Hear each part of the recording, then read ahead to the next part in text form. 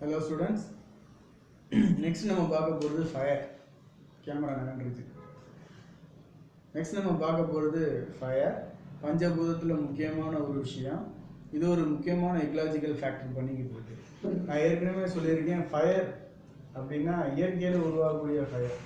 நில வெடிப்புகளில் இயற்கை வாயுக்கள் வெளியேறி அது வெளியேறும்போது சில சமயம் தீப்பிடிச்சு எரியிற மாதிரி தெரியாது, பட் செடி கொடிகள்லாம் கருகும். அப்போ அதை என்ன சொல்கிறோம்னா ஃப்ளேம்லெஸ் ஃபயர்லாம் சொல்லுவோம். சில இடங்களில் சரிவுகளுக்கு இடையில ஏற்படக்கூடிய ஃப்ரிக்ஷன் ஏற்பட்டு அந்த கேஸும் சேர்ந்து வெளியில் வந்ததுன்னா தீ பிடிச்சிருக்கு. சில இடங்களில் இதே போல் நிலத்துக்கடியிலிருந்து வரக்கூடிய இந்த ஃபயர்ஸில் யாராவது சமூக விரோதிகள் அல்லது சில அதாவது காடுகளை சார்ந்திருக்கக்கூடிய மனிதர்கள் அங்கே விளைச்சல் நிலத்தில் இப்போ கரும்புலாம் சாகுபடி பண்ணியிருந்தாங்கன்னா அந்த கரும்பு ஹார்வெஸ்ட் பண்ணதுக்கப்புறம் அந்த தொகையெல்லாம் போட்டு கொளுத்தி விடுவாங்க. அந்த மாதிரி கொளுத்தி விடும்போது ஆக்சிடென்டெல்லாம் பிடிச்சி ஃபாரஸ்ட் ஃபயர் வரலாங்கன்னா நிறைய ஃபயர் இருக்குது. இப்போ இந்த ஃபயர் வந்து ஒரு இம்பார்ட்டன்ட் இக்கலாஜிக்கல் ரோல் அப்படிங்கிறது. இப்போ அமேசான் ஃபாரஸ்ட்டுகளில் பார்த்தீங்கன்னா எரியுது ஒரு கிட்டத்தட்ட ஒரு 6-7 மாதம் எரிஞ்சிக்கிட்டு இருக்கு. ஹெலிகாப்டர்லேருந்து தண்ணி ஊற்றுறாங்க, வேறு எல்லாமும் பண்ணி பார்க்குறாங்க, இன்னும் கஷ்டமாக இருக்குது. இப்போ இந்த ஃபயர்னால என்ன ஆகுதுன்னா என்விரான்மெண்ட் மாய்ச்சர் குறைஞ்சிரும், ஏர் ப்ரெஷர் அதிகமாகும். சொல்கிறது புரிஞ்சுதா? அப்போ இந்த மாதிரிலாம் நிறைய ஃபேக்டர்ஸ் வந்து என்விரான்மெண்ட்டில் ஒரு தாக்கத்தை, இன்டைரக்ட் எஃபெக்ட் தாக்கத்தை உண்டு பண்ணி நம்மளை மழை பெய்யறது குறைஞ்சிரும். கடல் நீர் ஆவியாகுதுன்னா அந்த வேப்பர் என்ன பண்ணும், இந்த ஃபயர்லேருந்து வரக்கூடிய இந்த ஹீட்டு ஏர் வந்து படும்போது என்ன ஆகும், இந்த ஹைட்ரஜன் நம்ம ஆக்சிஜன் பாண்ட் ஆங்கிள் விரிஞ்சு உடஞ்சி க்ளவுட்ஸ் ஃபார்ம் ஆகுது. ஸோ ரெயின்ஃபாலில் கண்டிப்பாக சேஞ்சஸ் இருக்கும். சொல்கிறது புரிஞ்சுதா? என்விரான்மெண்ட்டில் ஒரு ட்ரைனஸ் இருக்கும். அப்போ இதனால எங்கேயோ ஒரு இடத்துல தீப்பிடிச்சு எரியிறது அந்த நாட்டுக்கு மட்டும் ஆபத்து கிடையாது, மற்ற உலக நாடுகள் எல்லாமே இருக்கு. நம்ம தசாவதார படத்தில் கமல்ஹாசன் சொல்லுவார் இல்லையா, மேற்கத்திய சிந்தனை ஒன்று உண்டது, கயாஸ் தியரி. உலக நிகழ்வுகளின் சக நிகழ்வுகளின் கோர்வை தான் உலக நிகழ்வுகள் அப்படின்னு சொல்லுவார்ல இன்ட்ரோடக்ஷன் சீனில். அந்த மாதிரி அந்த கயாஸ் தியரி படி எங்கேயோ ஒரு பக்கம் ஒரு பிரச்சனை வருதுன்னா அது இன்னொரு பக்கத்தை பிரச்சனைக்கு ஒரு காரணமாக இருக்கும், தொடர்பு இருக்குது ஒன்று ஒன்று. சரியா? இப்போ நம்ம இந்தியாவில் நம்ம நிறைய ஆட்டோமொபைல்ஸ் ஓட்ட சில ஆட்டோமொபைல்ஸ் எல்லாம் யூஸ் பண்ணி புகையை கக்கி ஓட்டோன்னு ஓட்டையை போட்டோம். நம்ம பக்கமாக ஓட்டை விழுந்துச்சு, ஆஸ்திரேலியன் ரீஜனில் ஓட்டை விழுந்துருச்சு. அப்போ நான் யாரோ இந்த எங்கேயோ ஒரு பக்கம் பண்ணக்கூடிய ஒரு விஷயங்கள், ஏதோ ஒரு நாட்டில் நடக்கக்கூடிய விஷயங்கள் இன்னொரு நாட்டில் அது பிரச்சனையாக மாறுறதுக்கான வாய்ப்புகள்லாம் இருக்குது. ரைட்டா? ஏன்னா இது எப்படி சொல்ல போகிறோம் அப்படின்னா உலகம் பூரா வந்து ஒரே மாதிரி ஒரு இழுவையில் தான் இருக்குது. ரைட்டா? அதனால் அதெல்லாம் பற்றி கொஞ்சம் கொஞ்சமாக எக்கலாஜிக்கல் ஃபீல்டுக்கு வரும்போது தான் புரிஞ்சுக்க முடியும். சரியா? வெறும் எக்காலஜி ஈஸியாக இருக்குதுன்னு நினைக்கிறது, ஆழமான கருத்து இருக்குது. இதுதான் உலகன்றதை தீர்மானிக்குது, உலகத்தையே தீர்மானிக்கிறது இதுதான். ரைட்டா? ஆனால் சிம்பிளாக இருக்குது. ஏன்னா நம்ம அது அன்றாட நிகழ்வுகளை பார்க்குறோம் இல்லையா, அதனால் ஈஸி. கண்ணுக்கு தெரிஞ்சு அதை நம்ம ஃபீல் பண்ணுற எந்த ஒரு விஷயமும் சயின்ஸில் ஈஸியாக தான் இருக்கும். ஈஸியாக நான் இந்த லெசனில் ஃபுல் மார்க் வாங்கலாம். சரியா? இந்த லெசனில் வரக்கூடிய எல்லா கொஸ்டின்ஸையும் பேஜ் வைஸே படித்து ஃபுல் மார்க் வாங்கலாம். அதுக்கு நான் பொறுப்பு. இந்த வீடியோவை மெதுவாக ரிலாக்ஸான டயத்தில் பரபரப்பாக பார்க்காது. இது ஒரு கடமையேன்னு செய்யாது, கடனுக்கு செய்யாது. இன்ட்ரெஸ்ட்டாக கவனி என்ன விஷயம் இருக்குது என்னென்னு உனக்கு ஈஸியாக போகும். ஓகேவா? இப்போ ஃபயர் பற்றி பார்க்கலாமா? Fire is an exothermic factor. Exothermic அப்படின்னா எக்ஸோனா வெப்ப உமிழ்தல் அர்த்தம். எக்ஸோ வெளிப்படுதல், தெர்மிக்ன்றது ஹீட்டு, வெப்ப உமிழ்தல் காரணி அப்படின்னு சொல்லுவாங்க. ஃபேக்டர்னா காரணி. ரைட்? நம்ம கெமிஸ்ட்ரியில் படிச்சிருக்கோம்ல, எண்டோதெர்மிக் எக்ஸோதெர்மிக். ஒரு ரியாக்ஷன் நடக்கும்போது ஒரு ஏபின்ற 2 காம்பவுண்டையோ மாலிகூல்ஸையோ அல்லது மிக்சரையோ சேர்க்கும்போது அந்த கண்டெய்னர் சூடாச்சுன்னா அது என்ன சொல்கிறோம், எக்ஸோதெர்மிக்னு சொல்லுவோம். சில மாலிகூல்ஸை சேர்க்கும்போது கண்டெய்னர் கூலாச்சுன்னா அது என்ன சொல்கிறோம், எண்டோதெர்மிக்னு சொல்லுவோம். இப்போ 2 மாலிகூல்ஸ் இணையும் போது ஏன் ஹீட் வெளியில் வருதுன்னா 2 மாலிகூல்ஸ்கிட்டையும் எக்ஸஸ் எனர்ஜி இருக்குது. இந்த எக்ஸஸ் எனர்ஜி என்ன பண்ணுது, தூக்கி போட்டால் தான் அது பாண்டாக முடியும். தூக்கி எங்கே போட முடியும், என்விரான்மெண்ட்டில் தான் போட முடியும். ஸோ என்விரான்மெண்ட்டில் ஹீட் ப்ரொடியூஸ் ஆகுது. எண்டோதெர்மிக்கில் என்னன்னு சொல்கிறோம், 2 மாலிகூல்ஸோ அல்லது ஒரு மிக்சரோ மிங்கிள் ஆகணும்னா என்ன பண்ணுது, அப்படியே மிங்கிள் ஆகணும் அல்லது உடையணும்னா அது ஏற்கனவே எனர்ஜி கம்மியாக இருக்குது. சொல்கிறது புரியுதா? அந்த எனர்ஜி கம்மியாக இருக்கிறதுனால சரௌண்டிங்ஸ்லேருந்து அந்த ஹீட் எனர்ஜி ஃபார்மில் அதை எடுத்துக்குது. இதை தான் நீ தெர்மோடைனமிக்ஸில் படிச்சிருப்ப. என்தால்பி டிஃபரன்ஸ் சொல்றது புரியுதா? எக்ஸோ டெல்டா ஹெச் படிச்சிருப்ப இல்லையா? அதை கொஞ்சம் ரீகால் பண்ணிக்க. So fire is and exothermic factor. இது ரொம்ப முக்கியமான ஒரு வார்த்தை. சரியா? அடுத்து Fire is an exothermic factor caused due to the chemical process of combustion. எரியுது. ரைட்டா? கெமிக்கல் ப்ராசஸில் கெமிக்கல் எலமெண்ட்ஸ்க்கு இடையில ஒரு ஒரு ஒரு இது காம்பினேஷன் வரும்போது எக்ஸஸ் எனர்ஜி ஹீட்டை வெளியே தள்ளுது, ஃப்ளேமை வெளியே தள்ளுது. அந்த ப்ராசஸ்க்கு பேர் தான் என்ன சொல்கிறோம்? கம்பஷன். அதாவது ஆக்சிஜன் வித் ஹெல்ப் ஆஃப் ஆக்சிஜனோட கேட்டலிஸ்ட் ஆகும்போது, ஆக்சிஜன் கேட்டலிஸ்ட்டாக ஒர்க் பண்ணி 2 மாலிகூல்ஸ் என்ன ஆகுது? கம்பைன் ஆகும்போது அதுக்கு இடையில ஒரு எக்ஸஸ் எனர்ஜியை சரௌண்டிங்ஸ்க்கு தூக்கி போடக்கூடிய ஈவெண்ட் தான் என்ன சொல்கிறோம்? ஃபயர் அப்படின்னு சொல்கிறோம். அடுத்து releasing heat and light. It is mostly man-made and sometimes develops naturally due to the friction between the tree surface. நம்ம ஹியூமன் எவல்யூஷன்லேயே படித்தோம். நம்ம அடிக்கடி கிளாஸில் சொல்கிற மாதிரி ஃபயர் சொல்லுவோம் இல்லையா? அது ஒரு பெரிய இன்வென்ஷன். சரியா? இன்வென்ஷன் சொல்லக்கூடாது, டிஸ்கவரி. ஏற்கனவே ஃபயர் இருக்குது, அதை நம்ம உணர்ந்தோம், அதனால் டிஸ்கவரி. இருக்கிறத உணர்றதுக்கு பேர் டிஸ்கவரி. புதுசாக எதையாவது சொன்னோம்னா தான் இன்வென்ஷன் சொல்லுவோம். சரியா? வாசி. Fire is generally divided into ground fire, surface fire. தரை மட்டத்திலிருந்து வரக்கூடிய ஃபயர் அல்லது மேல் மட்டத்திலிருந்து வரக்கூடிய ஃபயர் அப்படின்னு நம்ம சொல்கிறோம். வாசி. Ground fire, which is flameless and subterranean. Underline பண்ணிக்க. இந்த தரை வெடிப்புகள்லேருந்து கேஸஸ் எழும்போது அங்கே இருக்க நெருப்பாக தெரியாது, ஆனால் அங்கே இருக்கக்கூடிய செடி கொடிகள் கருகி போயிடும். ரைட்டா? அது என்ன சொல்கிறோம்? ஃப்ளேம்லெஸ் ஃபயர்னு சொல்லுவோம். சரியா? அடுத்து Surface fire, which consumes the herbs and shrubs. இது சர்ஃபேஸ் ஃபயர்ன்றது கொஞ்சம் நிலப்பரப்புலேருந்து கொஞ்சம் மேலே வருது. இதனால ஒரு சருகுகள், ஹெர்ப்ஸு, புதர்கள், புல் பூண்டுகள் இதெல்லாம் வந்து அதுக்கு மேலே இருக்கக்கூடிய குத்துச்செடிகள் இதெல்லாம் என்ன பண்ணும்? நல்லா எரிஞ்சு போய் சாம்பல் ஆகும். இதில் ஃப்ளேம் தெரியும். சரியா? அடுத்து Ground fire, which burns the forest canopy. ஏதோ தீ பிடிச்சோமா, ஏதோ 2 செடி கொடி எரிஞ்சு ஆஃப் ஆச்சுன்னு இல்லாமல் ஒரு பெரிய ஃபாரஸ்ட் எக்கோசிஸ்டம், ஒரு ஃபாரஸ்ட் ஏரியா ஃபுல்லாக அட்டாக் பண்ணி ஃபுல்லாக எரிஞ்சு ஒரு மாதக்கணக்கு எரியுது அப்படின்னா அதுக்கு பேர் என்ன சொல்கிறோம்? கிரவுண்ட் ஃபயர்னு சொல்கிறோம். அது திடீர்னு ஃபார்ம் ஆகும். அது மூங்கில் மரங்கள் நிறைய இருந்துச்சுன்னா ஃபிக்ஷனில் ஃபயர் வரும். கீழேருந்து ஏற்கனவே நில வெடிப்புகள்லேருந்து கேஸ், நேச்சுரல் கேஸ் லீக் ஆகிட்டு இருந்ததுன்னா அந்த ஃபயர் கொஞ்சம் நல்லா பெருசாக பற்றிக்கும். இப்போ ஒரு 2 வருஷம் முன்னாடி கூட தேனி பக்கத்தில் குரங்கினின்னு ஒரு வெஸ்டர்ன் காட்ஸில், ஒரு பார்ட் ஆஃப் வெஸ்டர்ன் காட்ஸில் ட்ரக்கிங் போனாங்க. பெர்மிட் வாங்காமல் போனாங்க, ட்ரக்கிங் போனாங்க. 25 பேரும் ஃபாரஸ்ட் ஃபயரில் மாட்டி செத்து போனாங்க இல்லையா? கேள்விப்பட்டோம் இல்லையா? அதுக்கப்புறம் அந்த ட்ரக்கிங்கிறதே பெர்மிட் வாங்கி தான் போகணும், இஷ்டத்துக்கு போகக்கூடாதுன்னு ஒரு ரூல்ஸ் போட்டாங்க இல்லையா? நமக்கு ஒரு பிரச்சனை வரும்போது தான் ஒரு சட்டம் உருவாகுது. அதை சரி பண்ண இதெல்லாம் கொஞ்சம் ரீகால் பண்ணி பார்த்தீங்கன்னா நல்லது. அப்போ இதெல்லாம் அந்த ஃபயருக்கு என்ன பேர்? கிரவுண்ட் ஃபயர்னு பேர். இது கிட்டத்தட்ட திடீர்னு ஃபார்ம் ஆகி ஒரு 2-3 நாள் 4 நாள் 1 மாதம் வரைக்கும் எரிஞ்சு ஒரு பெரிய ஃபாரஸ்ட்டு லேண்ட் சர்ஃபேஸில் இருக்கக்கூடிய இதெல்லாத்தையும் காலி பண்ணி உள்ளே நீ போய் சிக்கணுன்னா நீயும் காலி தான். அப்போ இந்த மாதிரி அங்கே இருக்கிற அனிமல்ஸுக்கும் டிஸ்டர்ப் ஆகி அனிமல்ஸ் ஓட்டம் முடிச்சு எங்கேயாவது ஓடி ரைட்டாக இதெல்லாம் நிறைய விஷயங்கள் நடக்குது இதனால். அப்போ அந்த இடத்துல டைவர்சிட்டி அஃபெக்ட் ஆகுது, எக்கோசிஸ்டம் அஃபெக்ட் ஆகுது. சொல்கிறது புரிஞ்சு. அப்போ அனிமல்ஸ் கூட ஓடிச்சுன்னா பிளான்ட் பூராடி அனிமல்ஸுக்கு எது உணவு? இன்னும் அங்கே கார்பன் டெபாசிஷன் ஆச்சுன்னா திரும்ப புல் விளையிறதுக்கு ரொம்ப நாள் ஆகும். அது திரும்ப சாயில் ரீசைக்கிள் ஆகிறதுக்கு ரொம்ப நாள் ஆகும். ஸோ என்ன ரொம்பவே அஃபெக்ட் பண்ணும். சொல்கிறது புரியுதா? ஃபாரஸ்ட் எக்கோசிஸ்டமும் காலி ஆகிடும். ஃபுட்டு எக்கோ பேலன்ஸ்னு சொல்லுறது ஃபுட் செயின் ஃபுட் குரூப்பில் ரொம்ப டிஸ்டர்ப் பண்ணுது கிரவுண்ட் ஃபயர். ஓகேவா? Effects of fire. Fire has the direct lethal effect on plants. பிளான்ட்டில் பயங்கர எஃபெக்ட், அதாவது ஒரு குறைவான எஃபெக்டை காட்டுது இந்த ஃபயர் அப்படின்றாங்க. அடுத்து Burning scars are the suitable places for the entry of parasitic fungi and insects. ஆமாம், பர்னிங் ஸ்கேர்ஸ் அந்த எரிஞ்ச தடங்கள் கார்பன் டெபாசிஷனில் இருக்கக்கூடியதில் நிறைய பேராசைட்டிக் ஃபங்கை இதெல்லாம் வர இது பண்ணுறதுக்கு அன்வான்ட் மெட்டீரியல்ஸ், அதாவது மற்ற அனிமல்ஸுக்கு டிஸ்டர்ப் பண்ண போகுது. பேராசைட்ஸ்னால் தெரியும். இப்போ ஒரு ஆர்கானிசம் நம்மக்கிட்ட வருது அப்படின்னா அந்த வந்த ஆர்கானிசம் நம்மளை காலி பண்ணிவிட்டு அது வளர்ந்து அதுக்கு பேர் பேராசைட்டிசம்னு சொல்கிறோம். ரைட்டா? மைக்ரோ பாக்டீரியம் டியூபர்குலோசிஸ் பாக்டீரியா இருக்குது. இந்த டியூபர்குலோசிஸ் பாக்டீரியா நம்ம உடம்புக்குள்ளே வந்தால் நல்லதா? டிபி வந்துடும் முடிஞ்சு நம்மளை காலி பண்ணி அது வளர்ந்துக்கிட்டு இருக்கும். ரைட்டா? இதெல்லாம் பின்னாடி படிப்போம். மியூச்சுவலிசம், கமென்சாலிசம், பேராசைட்டிசம். ரைட்டா? இதெல்லாம் படிக்க போகிறோம். என்னென்ன ஒரு ஆர்கானிசத்துக்கும் இன்னொரு ஆர்கானிசத்துக்கும் எப்படி ரிலேஷன்ஷிப் இருக்குது அதெல்லாம் பற்றி படிக்க போகிறோம். பின்னாடி பார்க்கலாம். அப்போ இந்த மாதிரி என்ன ஆகுது?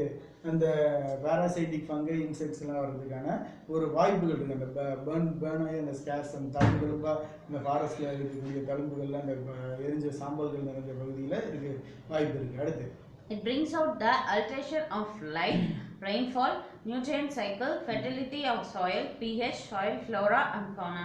நம்ம ஏற்கனவே சொன்னோம் இல்லையா, இது லைட்டு ஃபாரஸ்ட் வந்து லைட்டோட ஆல்ட்ரேஷன் பண்ணிடும். ஏன்னா அந்த மரத்தை பூரா காலி பண்ணிடுச்சுன்னா மண்ணில் லைட் விழுகிறது அதிகமாகிடும், மாய்ச்சர் குறைஞ்சி போயிடும், ரெயின்ஃபால் பாதிக்கும், நியூட்ரியன் சைக்கிள் பாதிக்கும். நியூட்ரியன் சைக்கிள்னு என்னது, இயற்கையிலே இலைகளை மண்ணில் விழுந்து அது டீகம்போஸ் ஆகி திரும்ப நைட்ரஜன் ஆகி திரும்ப பிளான்ஸ் கன்சியூம் பண்ணி இதை பாதிச்சு ஃபுல்லாக கார்பன் டெபாசிட் ஆகிடுச்சுன்னா என்ன பண்ணும், ரொம்ப சிரமம். அப்போ சாயிலோட ஃபெர்டிலிட்டி பாதிக்குது. அடுத்து சாயில் பிஹெச் பாதிக்குது. ஃபுல்லாக கார்பாக்சில் மழை பெய்யும் போது அந்த கார்பனில் கார்பாக்சிலிக் ஆசிட் அது மாதிரி பிஹெச் லெவல் ஆல்ட்ரு ஆகுது. ஸோ அதே போல் சாயிலில் இருக்கக்கூடிய flora and fauna plants and அனிமல்ஸை வந்து அது பாதிக்குது அந்த அந்த இடத்துல. அப்போ பிளான்ட் பாதிச்சாலே ஆட்டோமேட்டிக் அனிமல் பாதிக்கும். புரியுதா? அப்போ இந்த இதெல்லாம் இந்த ஃபாரஸ்ட் ஃபயர்னால வரக்கூடிய ஒரு இம்பேக்ட். அடுத்து Some fungi which grow in soil of burnt areas called Pheophilus. Underline பண்ணிக்க. வாட் இஸ் மீன் பை ஃப்ரீயோஃபிலஸ் அப்படின்னா, சில ஃபங்கை வந்து இந்த மாதிரி காடுகள் எரிஞ்ச அந்த சாம்பல் பகுதிகளில் சந்தோஷமாக வரும். இதனால் யாருக்கும் எந்த யூஸும் கிடையாது, டிஸ்டர்பன்ஸ் தான், பேராசைட்டிக் ஃபங்கை. அப்போ அதுக்கு பேர் என்ன சொல்கிறோம், ஃப்ரீயோஃபிலஸ் அப்படின்ற டெக்னிக்கல் டேர்ம் சொல்கிறோம். ஃப்ரீயோஃபிலஸ் மேட்ச்சில் கொடுத்து ஏதாவது சொன்னாங்கன்னா அதை நீ கரெக்டாக ஐடென்டிஃபை பண்ணுறது. Fungi is eukaryotic one. ஓகேவா? எக்ஸாம்பிள் கூட கொடுத்துருக்காங்க. என்னது எக்ஸாம்பிள்? பைரோனீமியா கன்ஃப்ளூயன்ஸ். சரியா? இது வந்து ஒரு ஃப்ரீயோஃபிலஸ் ஃபங்கை. சரியா?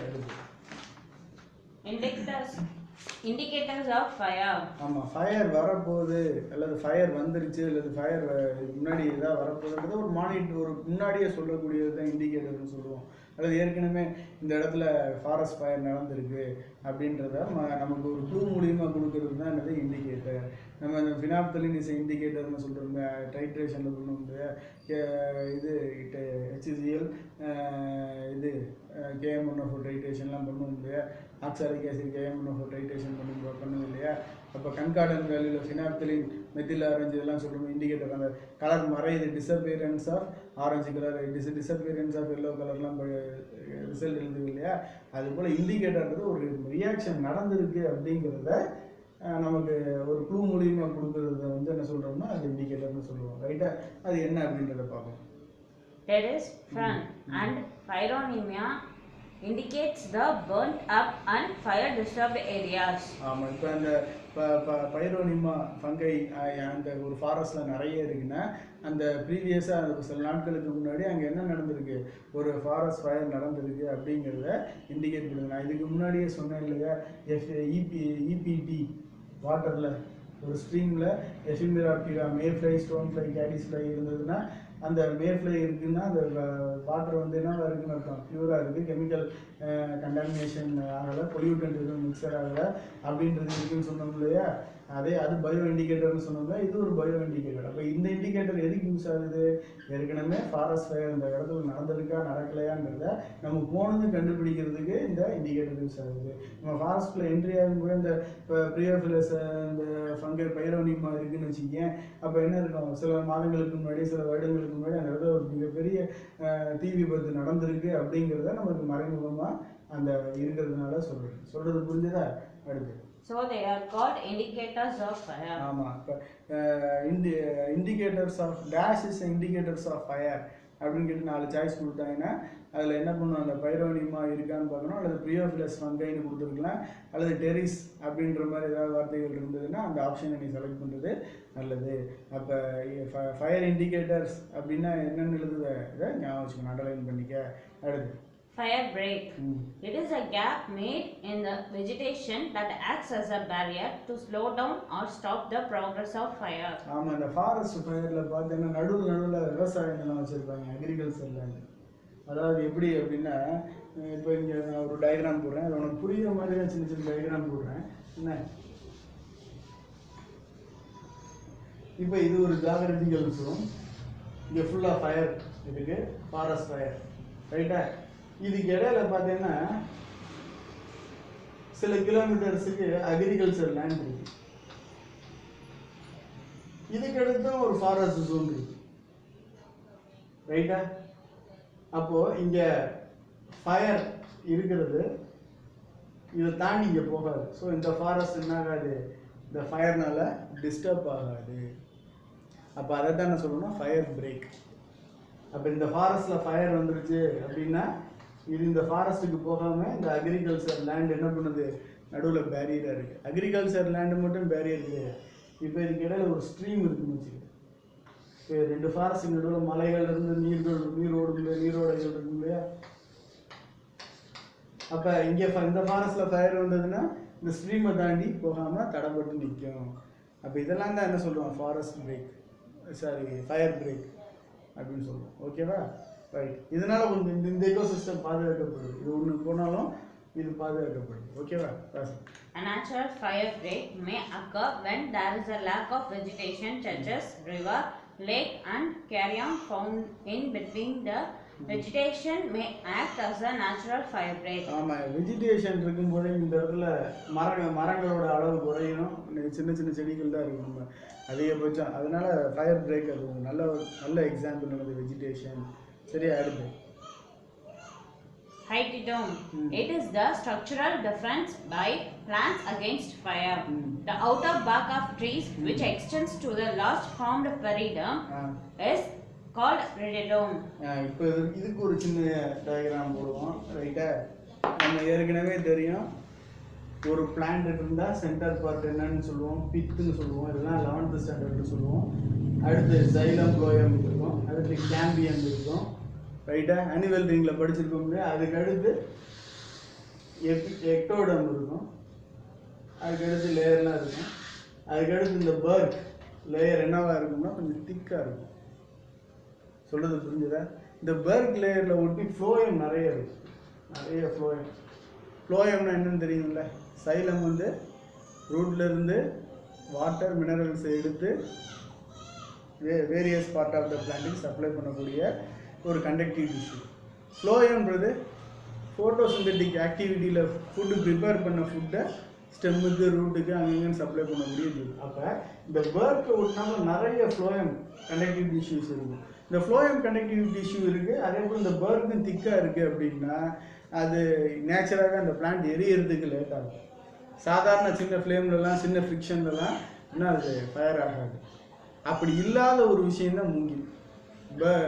இதுவும் கம்மியாக இருக்குது, அதே சமயத்தில் ஃப்ளோயம் அந்த பர்க்கை ஒட்டி என்ன இல்லை, ஃப்ளோயம் சப்ளை இல்லை. சொல்கிறது புரிஞ்சுதா? அப்படி ஃப்ளோயம் சப்ளை இருந்துச்சுன்னா அதில் சாப் இருக்கும். அதாவது ஃபுட்டு ப்ரிப்பேர் ஆகி வாட்டரோட வரும்போது ஒரு குழன்னு ஒரு ஜெல்லி லேயர் இருக்கும். எதுக்கு இந்த பில்டிங் ஏரியாவில் புரியுதா? பர்க்குக்கும் எபிடெர்மிஸ்க்கு இடையில. ஸோ அந்த மாதிரி இருக்கிறதுனால நீ என்ன ஃபிக்ஷன் பண்ணாலும் என்ன ஆகாது, பர்க் முதல்ல உடையாது, ஸ்ட்ராங்காக இருக்கும். அதுக்கு மேலே இது பண்ணாலும் உள்ள ஜெல்லி லேயர் இருக்கிறதுனால ஃபயர் ஸ்பார்க் ஃபார்ம் ஆகாது. சொல்கிறது புரிஞ்சுதா?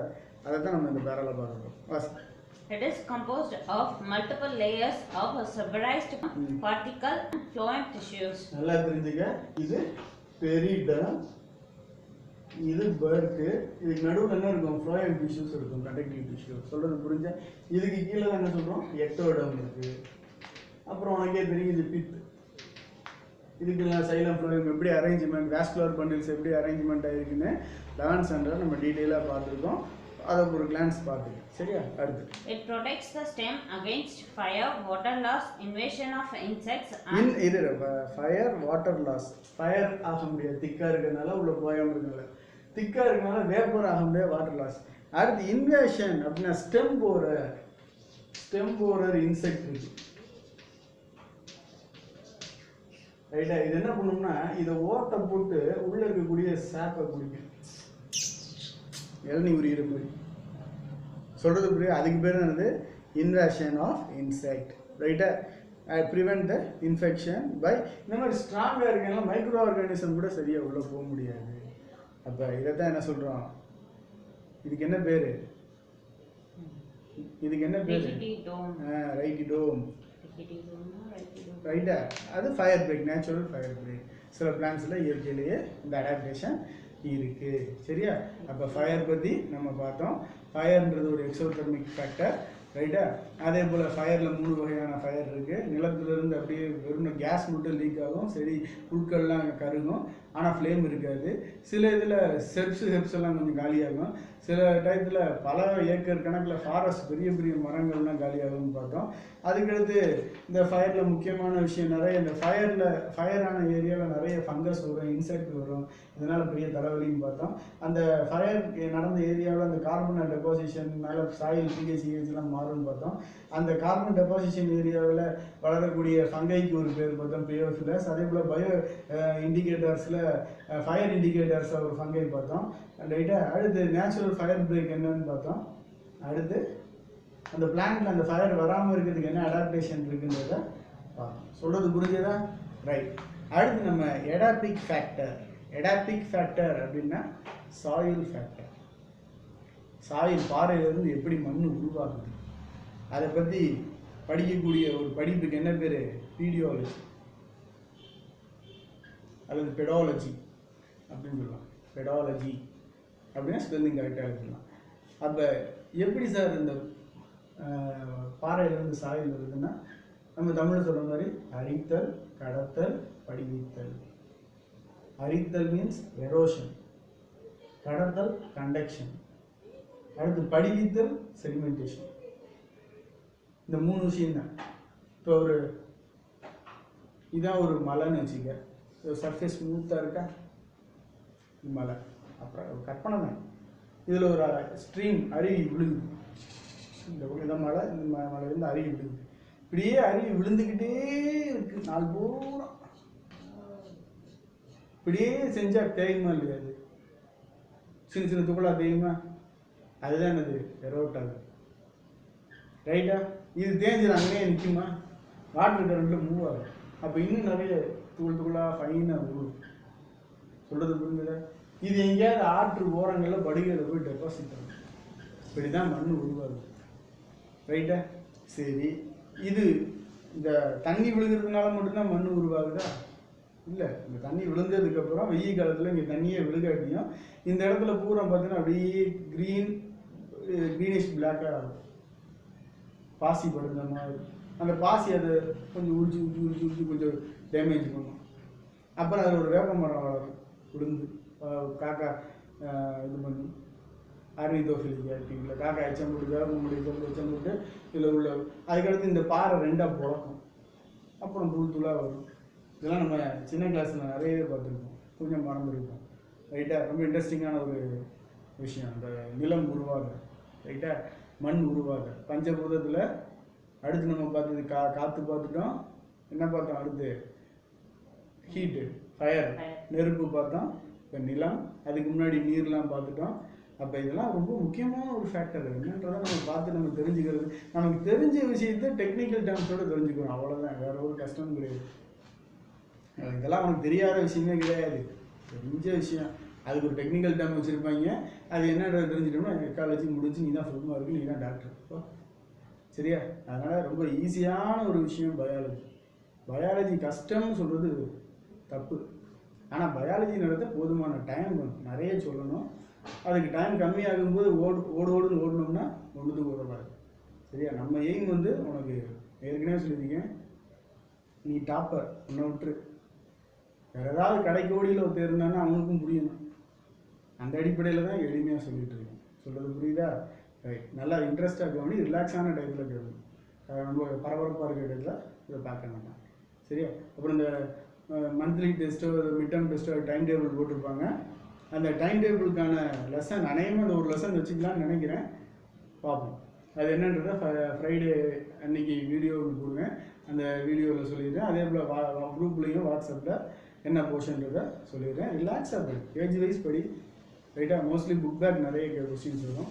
ஒரு 50 மார்க் டெஸ்ட்டு வைக்கிறோம் அப்படின்னா ஒரு 30-35 மார்க்ஸ் இதுலேருந்து வரும், புக் பேக்லேருந்து வரலாம். அதனால் அது கொஞ்சம் நல்லா ஸ்ட்ராங்காக படிச்சோம். ஓகேவா? இன்னொன்று, இப்போ இந்த கொரோனா டைம் சரியாக ஸ்கூல்ஸ் நடத்த முடியல,